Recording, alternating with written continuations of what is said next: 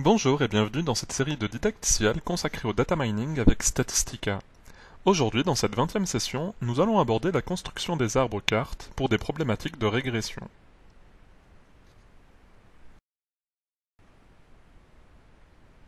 Au cours de la session précédente, nous avons présenté un jeu de données relatif à une usine de boissons. Nous allons à présent utiliser ce fichier de données dans le cadre de notre projet de data mining pour une problématique de régression. Nous avons nettoyé les données et sélectionné les variables les plus influentes pour l'analyse. Nous allons maintenant utiliser ces données pour construire des modèles de data mining.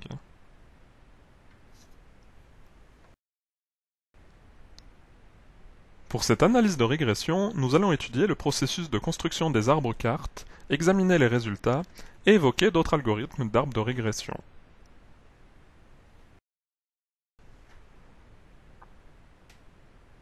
L'algorithme carte est assez similaire pour les tâches de régression et de classification, et certaines options sont identiques pour les deux types d'analyse.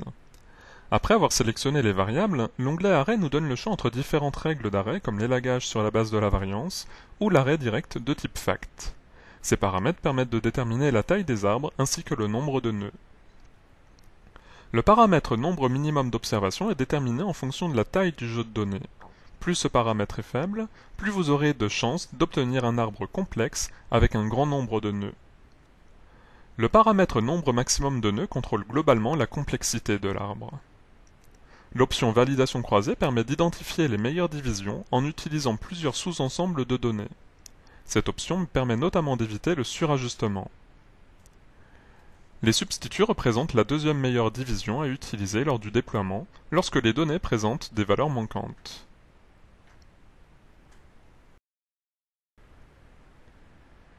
Le diagramme d'un arbre de régression est très informatif. Il indique notamment les variables utilisées pour les divisions, les seuils calculés pour ces divisions, ainsi que la moyenne et la variance des données à l'intérieur de chaque nœud. Le bouton Nœuds terminaux permet de produire des statistiques relatives aux nœuds terminaux, en particulier le nombre d'observations, la moyenne et la variance des données à l'intérieur de chaque nœud. L'examen des valeurs prédites et des résidus nous permet d'estimer le modèle. Par exemple, le graphique des valeurs prédites en fonction des valeurs observées constitue un excellent moyen d'estimer la précision des prédictions.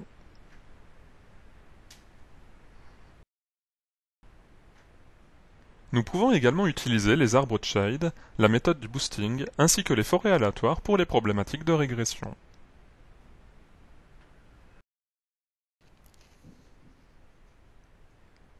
Passons à présent dans Statistica. Dans l'onglet Data Mining, cliquons sur le bouton Carte et sélectionnons l'analyse Carte standard. Je choisis ici le volume cible comme variable dépendante, ainsi qu'un groupe de variables prédictives prédéfinies comme prédicteurs continus. Puisqu'il s'agit d'un problème de régression et non de classification, nous pouvons simplement ignorer l'onglet Classification. Dans l'onglet Arrêt, je choisis l'élagage sur la base de la variance comme règle d'arrêt et j'abaisse le nombre minimum d'observations dans chaque nœud à 100. Dans l'onglet Validation, je coche l'option de validation croisée et je spécifie 5 ensembles. Nous allons également scinder notre jeu de données en deux sous-ensembles à l'aide de la variable ensemble. L'échantillon d'apprentissage, que je sélectionne dans le champ code de l'échantillon de l'analyse, servira à construire le modèle. L'échantillon de test servira quant à lui à valider le modèle. Dans l'onglet Avancé, je crée enfin deux substituts par division dans la perspective du déploiement. Je valide par le bouton OK. Dans l'onglet Synthèse, le bouton Diagramme de l'arbre nous donne un aperçu de l'arbre carte. Lorsque l'arbre est trop important, on peut cliquer sur le bouton Arbre déroulant afin de l'examiner plus en détail.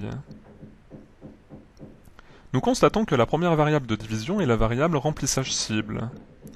Le premier nœud indique la moyenne et la variance pour toutes les données de l'ensemble d'apprentissage, c'est-à-dire de 1848 observations. La première division s'effectue selon la variable remplissage cible. Nous avons d'un côté un nœud avec plus de 800 observations et de l'autre un nœud avec environ 1000 observations. Nous pouvons observer les différences entre les moyennes et les variances de ces deux nouveaux nœuds.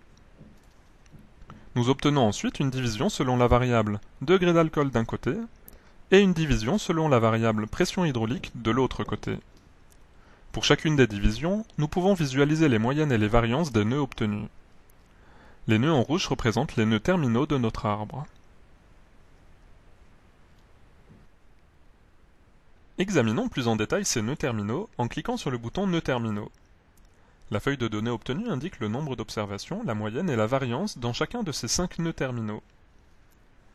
Nous pouvons connaître les variables les plus influentes grâce au bouton Tracer d'importance.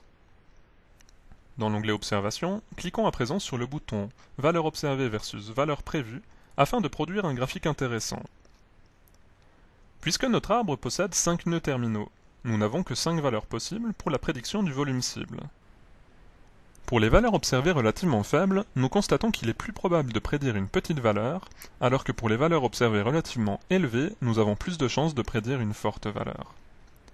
Ce graphique nous donne donc une indication de la précision des valeurs prédites en fonction des valeurs observées.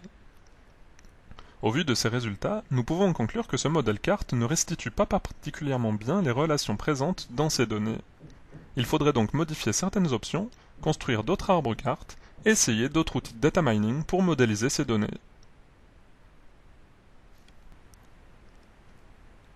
Voici le graphique du tracé des résidus en fonction des valeurs prévues. Si ce graphique mettait en évidence une certaine tendance, cela révélerait un problème qu'il nous faudrait étudier. Mais ce n'est pas le cas ici. Nous pouvons également observer l'histogramme des résidus. Nous constatons qu'ils sont relativement faibles, et dans l'onglet Nœuds, il est possible de produire des résultats relatifs à un nœud spécifique. Voici par exemple l'histogramme de notre variable dépendante volume cible pour un nœud terminal. Enfin, dans l'onglet Rapport, nous pouvons générer le code de déploiement que nous utiliserons ultérieurement pour scorer de nouvelles données. Nous avons examiné les options permettant de construire et analyser des modèles d'arbres de régression et de classification. Nous pouvons maintenant construire des arbres de décision en utilisant d'autres modèles dans Statistica afin de traiter des problématiques de régression. Pour ce faire, utilisons un espace de travail. Dans l'onglet Data Mining, je sélectionne l'option Toutes les procédures du menu Espace de travail. Je choisis nos données comme données sources, ainsi que mes différentes variables.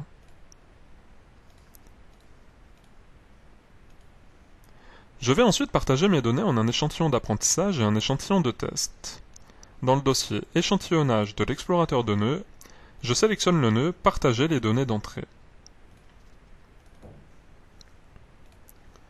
J'exécute ce processus en cliquant sur le bouton Exécuter tout.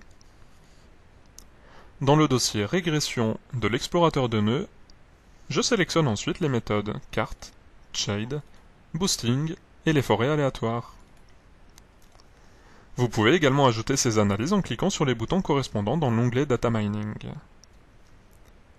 En cliquant à nouveau sur le bouton Exécuter tout, les 4 modèles sont créés.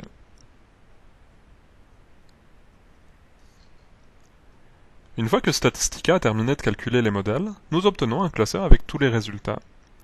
Par exemple, nous pouvons visualiser la structure de l'arbre carte, puis celle de l'arbre shade. Nous pouvons aussi avoir un aperçu de l'estimation du risque de la méthode du boosting et des forêts aléatoires. Toutes ces méthodes sont adaptées pour des problématiques de régression.